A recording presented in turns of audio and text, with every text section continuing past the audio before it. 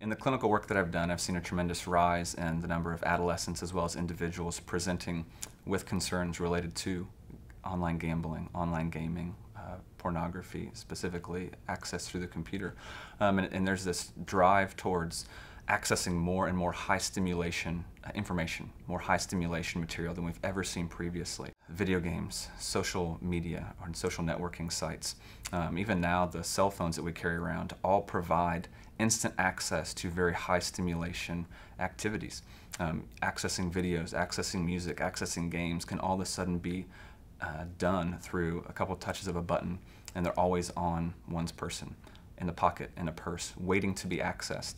So what we see, again, clinically, is folks who end up utilizing these means of managing their boredom, managing their loneliness. In some way, they're creating a mood-altering experience to escape whatever it is that they're feeling and move towards a more pleasurable experience. The toll that we tend to see taking place is addictive behaviors becoming entrenched along the way. A good analogy perhaps to think of would be something like the Grand Canyon, where we know the Grand Canyon wasn't formed in a short time. It took pre-existing conditions paired with the environmental changes that took place over many, many, many years to culminate with the Grand Canyon. The same thing can be said for many of these cyber addictions. There's some sort of personality or inherent characteristic that an individual has paired with the environment that they're a part of. The combination of those things over time have the same impact, and that a chasm is created. This addictive behavior becomes more conditioned or more entrenched the longer that the individual utilizes that medium. An example would be gaming. I work with a number of adolescents who, prior to their addiction with pornography, they did lots of high-time, high-stimulation internet activities.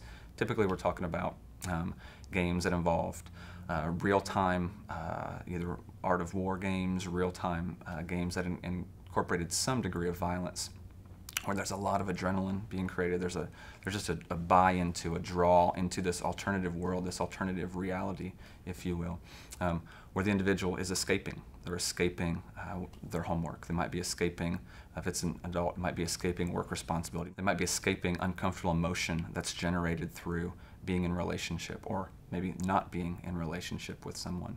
So we see more than we ever have before in American culture, the means by which to facilitate cyber addiction are more prevalent now than they ever have before.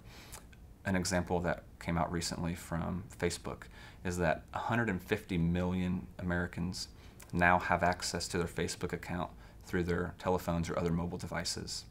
Nearly 50% of the American population now has access to instantaneous information simply through Facebook, through social networking.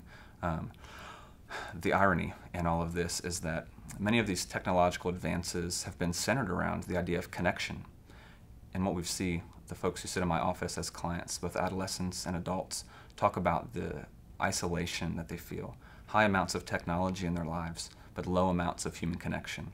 With a product like Saavi, the idea is to facilitate a deeper and more meaningful sense of connection, not an electronic relationship, not some form of simulated relationship that might take place just online, but a very tangible, very real, very emotionally based and connective relationship for the individual.